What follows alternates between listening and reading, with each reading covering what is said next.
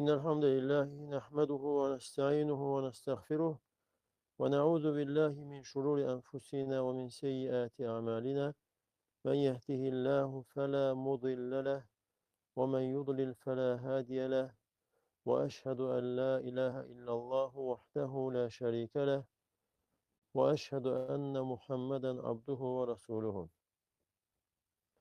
اللهم انفعنا بما علمتنا وعلمنا ما ينفعنا وزدنا علما.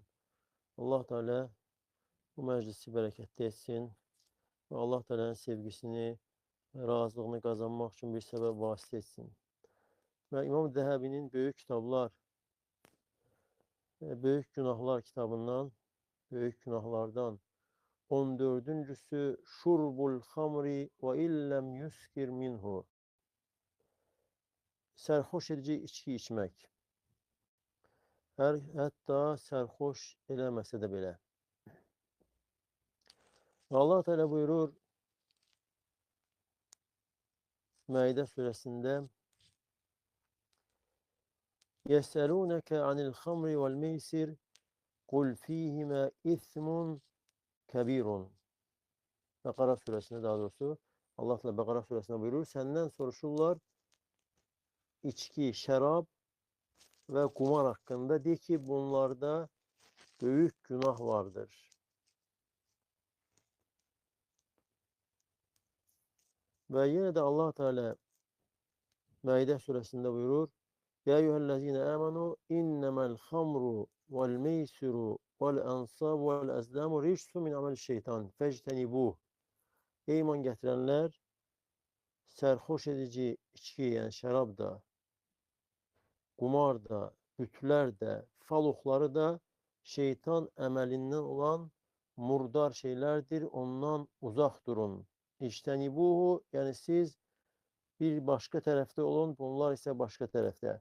Ve içkinin haramlığı 3 merhalede olmuştur. Birinci Allah Teala buyurur ki yani serhoş edici içkide, şarapta ve kumarda günah büyüktür, fayda da vardır. Lakin günahı faydasından daha büyüktür. Ve alimler dik şək yoktur ki her bir haram, herhangi bir haram olan bir şey tam şekilde zarar olmayabilir. Çünkü tam şekilde zarar, halis zarar cehennemde insana eziyet, azap olarak olacak. Lakin fayda olabilir. Ve misal olarak deyək ki, içki, sərxoş edici içən insan görürsən qorxaqdır, şərab içdikdən sonra döyüşə girir və qorxmadan. Yəni bu cür fayda ola bilər. Lakin Allah Teala əgər haram buyurubsa, müsəlman haramdan uzaq olmalıdır. Necə ki Allah Teala buyurur: "Fectenibuhu" ondan uzaq durun. Və Abdullah ibn Abbas deyir ki, "Ləmmə nəzələ təhrimul xamri" nə vaxt ki şərabın, sərxoş edici içkinin haramlığı nazil oldu, məşə sahabətu ba'dun ilə ba'din və sahabələr bir-birlərinin yanına gedirdilər və deyirdilər ki, hurrimətil xamru və cuilət adlən lişşirk. Deyirdilər ki, sərxoş edici içki, yəni şərab haram edildi. Şərab haram edildi və yəni şirkə beraber edilmiştir. Ve Abdullah İbni Ömer radıyallahu anh deyir ki, içki yani şarap, sərxoş edici içki büyük günahlardandır. Yani büyük günahların büyüklerindendir. Ve şək yoktur ki, şarap, sərxoş edici içki ummul habayis, bütün habisliklerin anasıdır. Ve içki içen insan, şarap içen insan lənətlənmişdir. Bir neçə hədislərdə və ümumiyyətlə Allah Resulü sallallahu aleyhi ve sellem 10 nəfəri içki ilə, şərabla, sərxoş edici ilə əlaqəli 10 nəfəri lənətləmişdir. Satan, sıxan, daşıyan, içən və s. 10 nəfər içki ilə, şərabla əlaqəli hər bir kəs lənətlənmişdir. Və Allah Resulü sallallahu aleyhi ve sellem hətta şərab içilən masada oturmamağı buyurmuştur. Allah'a ve kıyamet gününe iman getiren şəxs şərab içilən, şərab süzülən, şərab olan masada, stolda əyləşməsin. Ve Allah Resulü sallallahu aleyhi ve sellem hadiste buyurur: Men şeribel hamra fecliduhu. Kim şarap içerse, serhoş edici, ağlı baştan aparan içki içerse, çünkü hamır sadece şarap değil, serhoş eden, insanın ağlını başından aparan her bir şeydir. Çünkü hamır sözü hamara bağladı, örttü demektir. Hamara örttü ve kadının baş örtüğüne de himar deyilir. Bu sözden götürülüp başını örttüğü için. Ve şəraba da hamır deyilir. Çünkü hamır, şərab insanın ağlını örtür. Ağlını örterek insan ağıldan kənar hərəkətlər edir ve ağıldan kənar düşüncəsiz sözler danışır. Ve bu hadiste Allah Resulü sallallahu aleyhi ve sellem buyuruyor ki: Men şeribel hamra fecliduhu.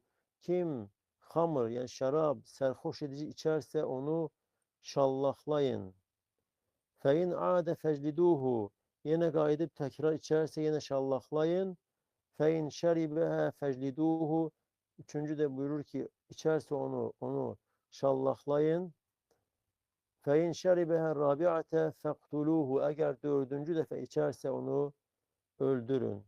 Ve ümumiyyətlə şəriətdə bu cür əhkamlar, hədlər, cəza tədbirləri yalnız məhkəmə ilə qazi tərəfindən təyin olunaraq tətbiq olunur. Yəni fərdi şəxslər, 3-5 nəfər bir toplum insan bu cür cəza tədbirlərini yerinə yetirə bilməz.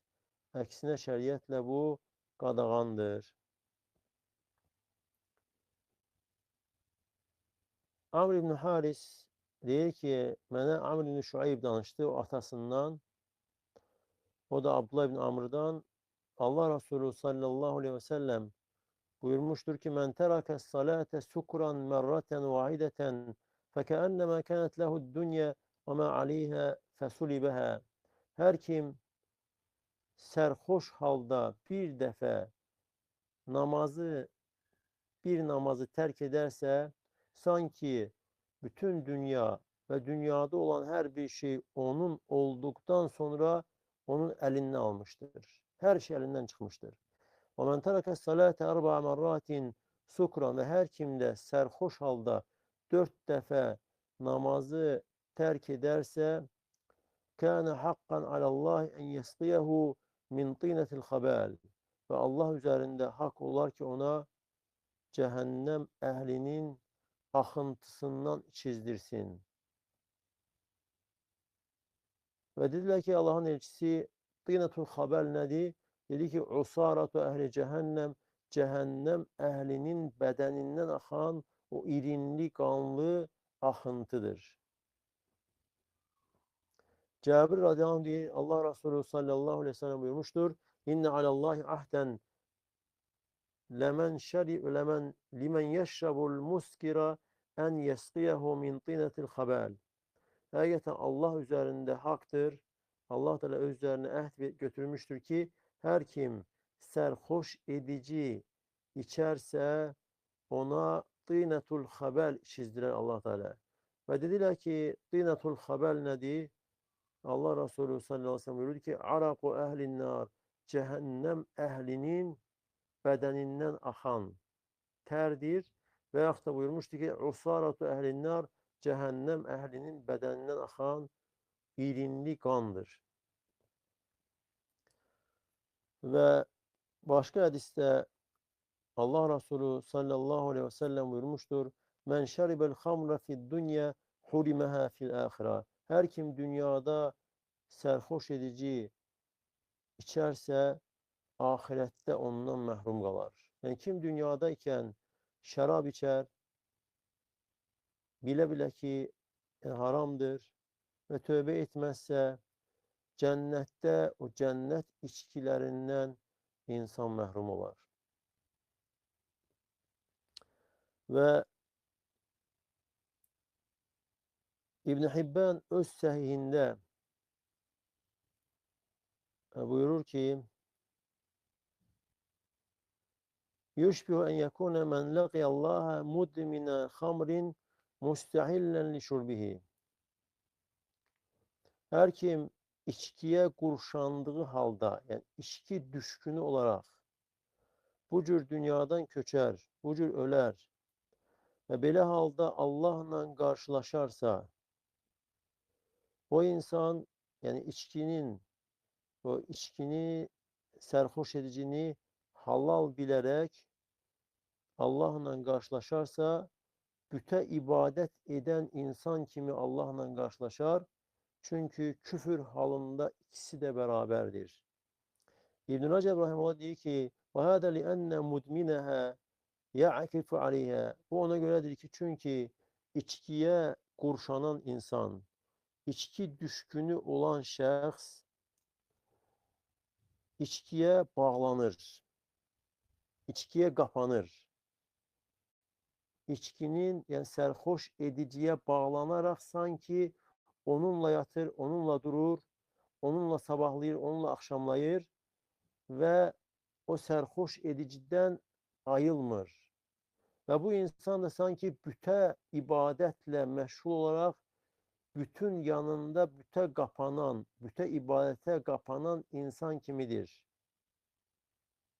Necə ki Ali radıyallahu anh'a rivayet olunur. Yani şahmat hakkında demiştir. Lakin Ali radıyallahu anh'ın şahmat hakkında dediği rivayet ise alimler diyor ki Ali'ye nispet olunsa lakin sahih değildir.